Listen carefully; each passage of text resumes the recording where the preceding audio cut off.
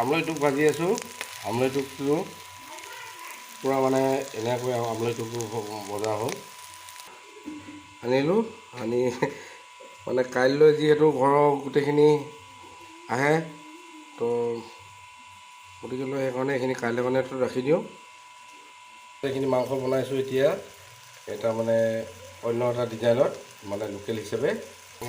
চুপখিনি হ'লেই নেকি। চুপতটো আমি মছলা দিব নালাগে, আগতে পিঁয়াজ আৰু জলকীয়া অলপ নহৰু কেইফুটামান দিয়ে, খালি পিঁয়াজটো বেছিকৈ লাগিব, পিঁয়াজ আৰু তেলটো ইয়াত বহাওঁ।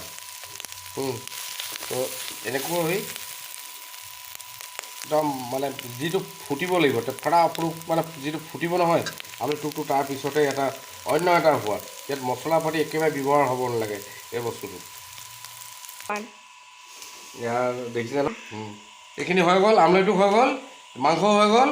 এতিয়া এইখিনি 100 এবিধৰ শাক বনাব, ঘৰৰ মায়ে বনাব যিহেতু, আমি তেনেকৈ মানে গৰু বিহু দিনাখন পালন কৰোঁ। 100 এবিধে, আৰু মাছ মাংসটো থাকিবই আৰু এইকেইদিন কোনো কমি নহয়।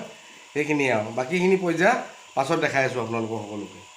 এইবিলাক গোটাইছে, এইটো চাটনিৰ কাৰণে মচন্দৈ, টেঙেচি, নৰসিংহ পাত আৰু এইখিনি ভেবেলতা, কণ বিলাহী এটা চাটনি বনিব আজিৰ দিনত।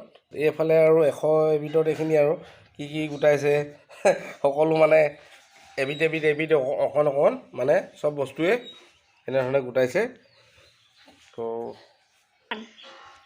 আজি পৰম্পৰা এইখিনিয়ে আৰু এই কেঁচাখিনি উঠাই থৈছে 100 এবিধৰ, লাহে ধীৰে বনাব চাটনিৰ কাৰণে দেখাইছোঁ আপোনালোকক। বাকী পৰ্যায় আৰু পাছত দেখাই আছোঁ।